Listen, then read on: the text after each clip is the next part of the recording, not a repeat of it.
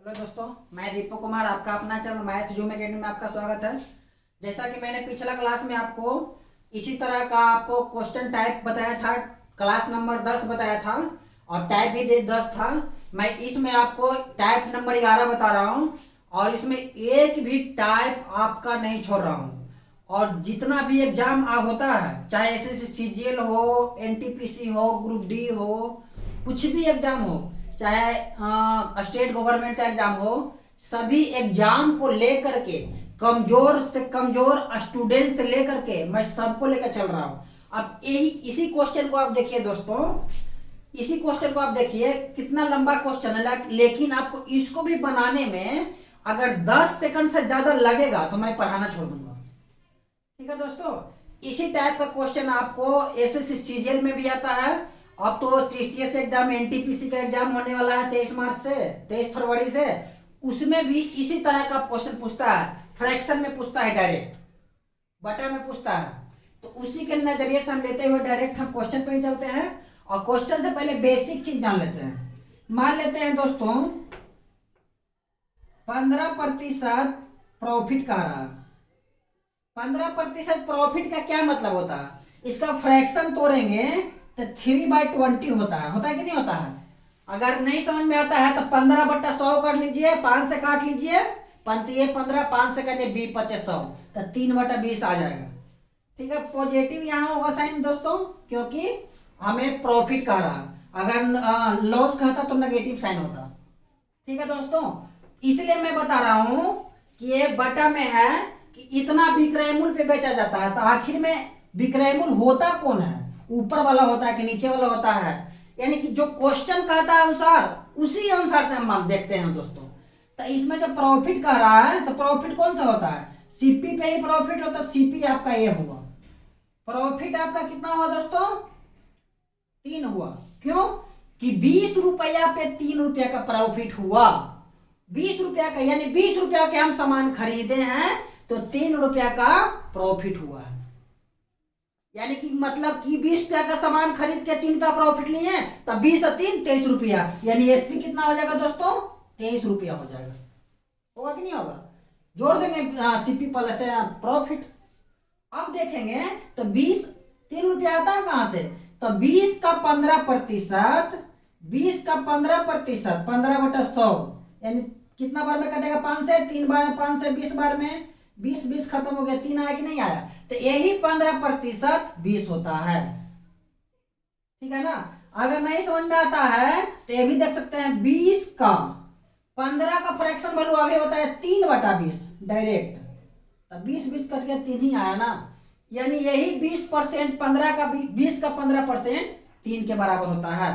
तो प्रॉफिट होता है कौन? ऊपर वाला ही होता है, ऊपर वाला ही।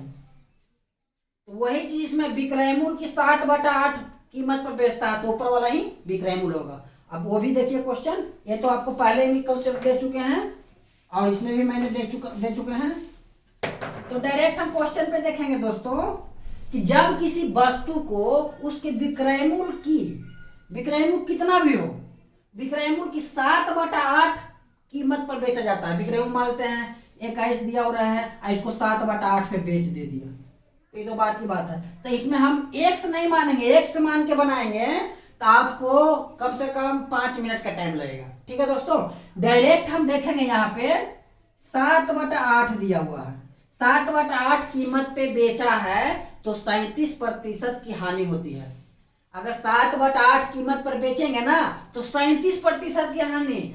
और आगे देखिए, हानि होती है। लाभ प्रतिशत क्या होगा जब उसी वस्तु को, अब लाभ प्रतिशत, अगर इससे लाभ लेना है, लाभ प्रतिशत लेना है, तो उसी वस्तु को विक्रय मूल्य के 21/12 दाम पर बेचा जाता है, तो वही प्रतिशत प्रॉफिट पूछ रहा है आपको। तो सबसे पहले देखिए 7/8, फिर कितना दाम पे बेचता है दोस्तों? 21/12 दाम पे। ठीक है, इतना दाम पे बेचता है। तो सबसे पहले क्या करेंगे, हमको तो सीपी ये है, ऊपर वाला है, सीपी पर ही बेचता है ना, तो हम हर को क्या ले लेंगे? एलसीएम ले लेंगे। ठीक है दोस्तों, हर को हम एलसीएम ले लेंगे। तो एलसीएम 8, 12 का एलसीएम आपको निकालने का बताने का जरूरत नहीं है, 24 होता है। तो कंपटीशन में तैयारी करते होंगे तो वो जानते ही होंगे। 8 12 का एलसीएम निकालेंगे तो 24 होगा, यही आपका एसपी हुआ। एलसीएम मन में ही लेते हैं, लिखने का जरूरत नहीं, समझाने के लिए लिख रहे हैं। तो 24 हुआ। अब देखिए तो दोस्तों एलसीएम नीचे हर का लिए तो हर में एलसीएम यानी एसपी से भागा देते हैं, तभी ना ऊपर का से गुना करेंगे। कि हर में एसपी से भागा देंगे तो कितना आएगा दोस्तों, कर लीजिए 7 बटा आप 8 ही निकाल लीजिए डायरेक्ट, यानी नहीं समझ में आता 24 गुना 7 बटा 8 अड़ती है 24, 21 आया कि नहीं आया, 21 आया। अब ऐसे भी कर सकते हैं, 8 में भागा दिए 24 से तो 3 आया, और 3 में गुणा कर दीजिए 7 से तो 7 21, डायरेक्ट आपको समझाने के लिए डायरेक्ट ये कर दिए।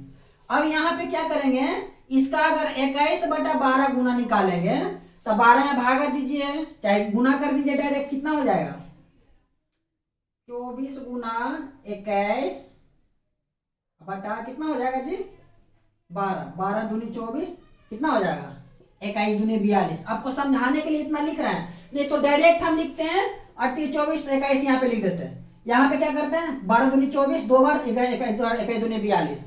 अब क्या करेंगे, तो फर्स्ट में जब 7 बटा 8 कीमत पर बेचते हैं तो 37% की हानि होती है। तो हम सीपी को अगर 100 मानेंगे दोस्तों, मन में ही सीपी को हम 100% मानेंगे, हानि हो रहा है तो 37% घटा देंगे तो कितना होगा दोस्तों, कितना होगा 37% घटाएंगे तो कितना कितना हो जाएगा देखिए तो, यानी 100 में 37% घटा देंगे तो 63% हो जाएगा। ये मन में ही घटा लीजिए, 63% हो गया। अब देखिए तो यानी ये 21 रुपया एसपी है, एसपी ही आया ना, ये एसपी आया ना। जब एसपी 21 रुपया था तो इतना में बेचा, यानी 37% हानि सह के, तो 100 में 37% घटाया 63 आ गया। ये देखिए तो कितना गुना है, 3 गुना है। तो जब ये 3 गुना है तो ये भी कितना होगा, ये भी तो 42 गुना 3 यानी कितना हो जाएगा 6 4 12, 126% हो जाएगा। ये देखिए तो 100 से बढ़ रहा है कि घट रहा है, और सीपी को हम क्या माने थे 100%, अब बढ़ गया कितना 26 एक्स्ट्रा बढ़ गया, तो यही परसेंटेज प्रॉफिट होगा, यानी 26% आपका आंसर हो गया। कितना आसान है दोस्तों, कितना आसान है आपको। यानी ऐसे भी आप बना सकते हैं 26 बटा 100% को बदलने के लिए 100 में गुना, आया कि नहीं आया 26%। ये तो आप देख के ही मारिएगा कि जब 100 है सीपी 126% है, 26% डायरेक्ट आप मान लीजिएगा। ये तो आपको माइंड में आएगा ही, छोटा छोटा चीज। ठीक है दोस्तों, तो इतना आसान चीज है। आपको क्या किए, 2 वस्तु था, जब किसी वस्तु को एक ही वस्तु था और एगो को 7 बटा 8 पे, एगो को 21 बटा 12 पे बेचा गया। इसी तरह के क्वेश्चन हम एक और लाते हैं दोस्तों, तो आराम समझ में आएगा। अगर नहीं समझ होता तो दोबारा भी समझिए, आपको समझ में आया होगा, समझ में आ जाएगा। दूसरा क्वेश्चन देते हैं दोस्तों, विक्रय मूल्य के 15 बटा 12 कीमत पर बेचता है।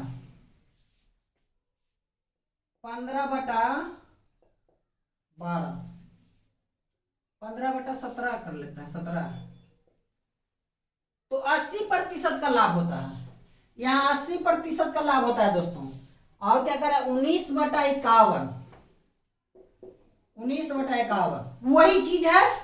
फर्स्ट में क्या कर दिया आपको, यहाँ पे लाभ कर दिया है, लाभ होता है, उसमें हानि था। तो अब क्या देखते हैं, अब क्या होगा, तो हानि प्रतिशत क्या होगा, यहाँ पे पूछ रहे हैं, यहाँ पे अब हानि होगा दोस्तों। अब कैसे होगा, जब देखिए जब किसी वस्तु को उसको विक्रय मूल्य का 15 बटा 17 कीमत पे बेचता है तो 80% का लाभ होता है। इस पे 80% का लाभ होता है। दूसरा को अगर हानि प्रतिशत क्या होगा, उसी वस्तु को 19 बटा 51 दाम पे बेचा जाता है। ठीक है, यानी कि इसका एलसीएम 17 51 का एलसीएम कितना हो जाएगा दोस्तों 51 होगा कि नहीं होगा। अब देखिए तो इसको अगर निकालेंगे 15 बटा 17 तो कितना आएगा 17 51 15 45 आएगा कि नहीं आएगा।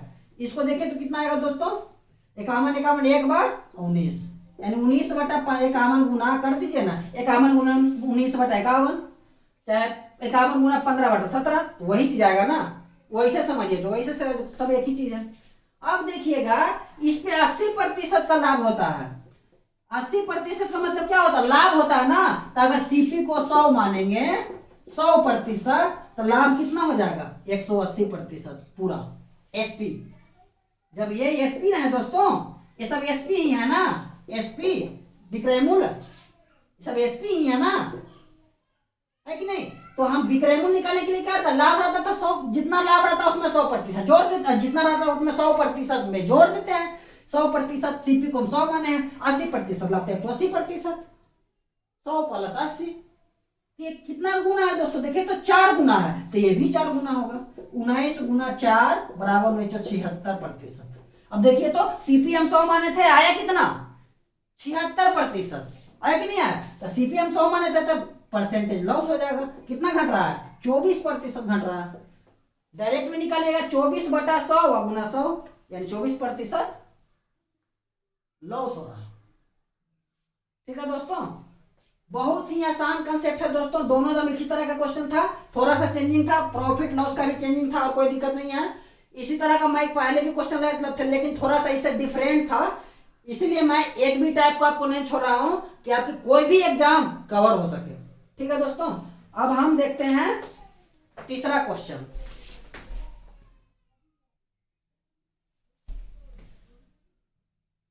आते हैं हम तीसरे क्वेश्चन पर आते हैं दोस्तों। दो वस्तुओं की कीमतों का अनुपात 3:8 है। यदि पहले की कीमत में x% की वृद्धि हुई है, पहले की यानी 3:8 है, तो 3 में x% की वृद्धि हुई है, और दूसरे का कीमत में 40% की कमी हुई है, दूसरे में 40% कमी हुई है, तो नया ए और बी का नया कीमत 5:6 हो जाता है।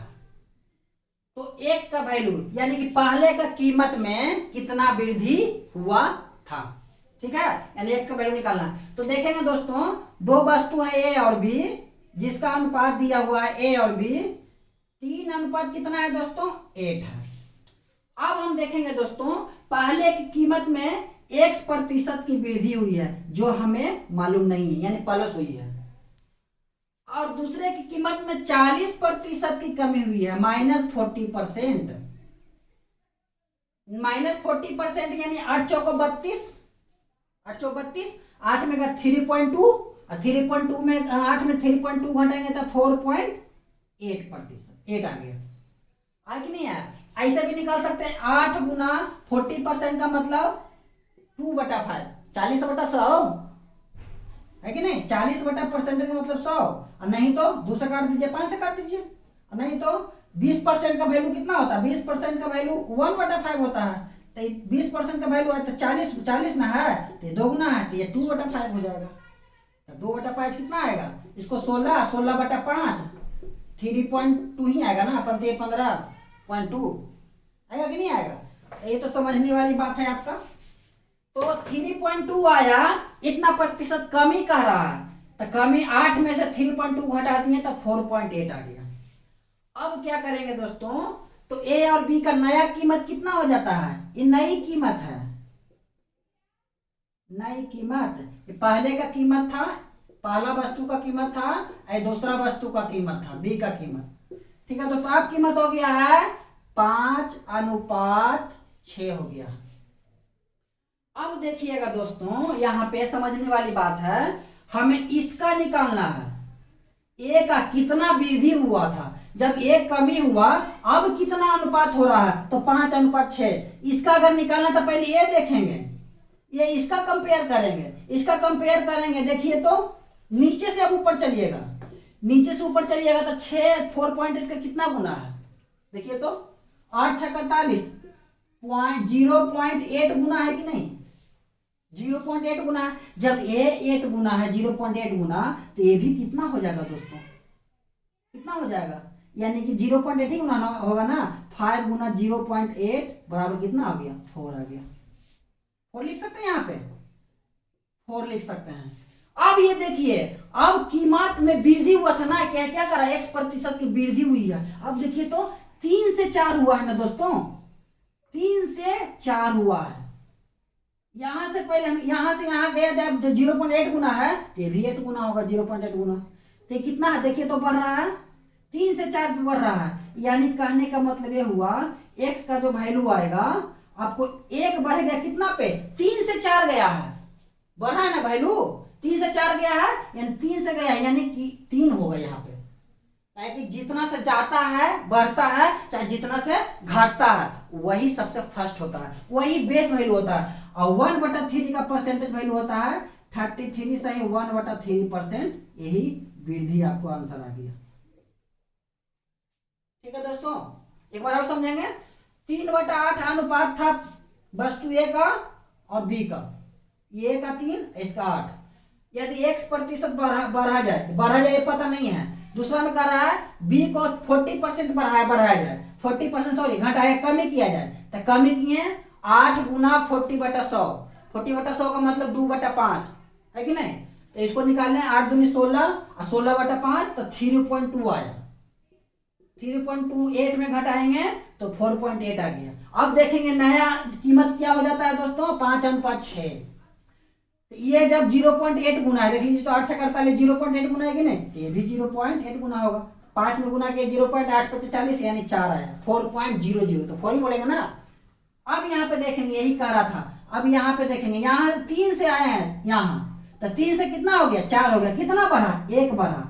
कितना से बढ़ा, 3 से ना बढ़ा, घटता भी तो किससे, 3 से ही ना। 2 रहता तो 3 से 2 घटता, तो यहाँ कमी हो जाता। 2 रहता तो 1 इतना % माइनस कमी हो जाता, यहाँ बढ़ रहा तो प्लस हो गया। ठीक है दोस्तों, इसी तरह का क्वेश्चन मैं एक और लेता हूं कि आपको आसानी से एकदम समझ में आ जाए। इसलिए 2 क्वेश्चन बता रहे हैं दोस्तों, एक में दिक्कत होगा, दूसरा अपने आप समझ में आ जाएगा। क्वेश्चन लेते हैं दोस्तों, यदि 2 वस्तुओं की कीमत अनुपात 15:16 है और पहले की कीमत में, इसमें कह रहा पहले की कीमत में 66 सही 2/3% की वृद्धि हो जाती है। इसमें वृद्धि कर रहा है, उसमें पूछा था, इसमें पहले कोई बढ़ा दिया। दूसरे की कीमत में x% की वृद्धि होती है, दूसरे की कीमत में x% की वृद्धि होती है। इसमें वृद्धि कर रहा है दोस्तों, वृद्धि या कमी कुछ भी आए वहां लिख देंगे वृद्धि या कमी होगा, एबीसी लिख सकते हैं। तो ए और बी का नई कीमत 5/6 ही हो गया, 5/6 ही है के अनुपात में, तो 1 का मान निकालिए। कीमत ए का कितना होगा दोस्तों, ए का कीमत बी का कीमत, अब समझ रहे हैं, इतना लिखने की जरूरत नहीं है, यानी 15:16 है। अब ए की कीमत को बढ़ाया है, कितना बढ़ाया है, 66 सही 2/3% पॉजिटिव। अब बताइए 33 सही 1/3% का फ्रैक्शन वैल्यू कितना होता है, 1/3 होता है। 66 सही 2/3, इसका 2 गुना है कि नहीं, 2 गुना है, तो ये भी 2 गुना होगा 2/3। ऐसे भी गुना कीजिएगा 66 में 2 से, तब कितना हो जाएगा, 66 में 3 से 198, और 2 जोड़ेंगे 200/3। अगर 15 का 200/3 भी निकालेंगे तो सेम ही चीज आएगा, और नहीं तो कितना होगा 15 गुना इसका फ्रैक्शन वैल्यू निकालें तो कितना आएगा दोस्तों, 2/3 आया। अभी बताया आपको, इसको काट लीजिए, कितना आएगा, 15 है 15, 10 आया कि नहीं। तो 10 बढ़ रहा है, यानी कि 15 का 66 सही 2/3% कितना आ गया, 5 दूनी 10, यानी पहले 15 था, 10 बढ़ गया तो 25 हो गया। समझ में आया दोस्तों।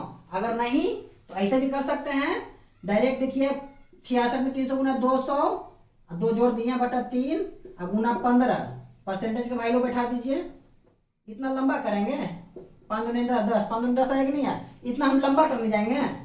अब बेसिक चीज देख, मेरा परसेंटेज क्लास देखिए तो आपको सब समझ में आएगा।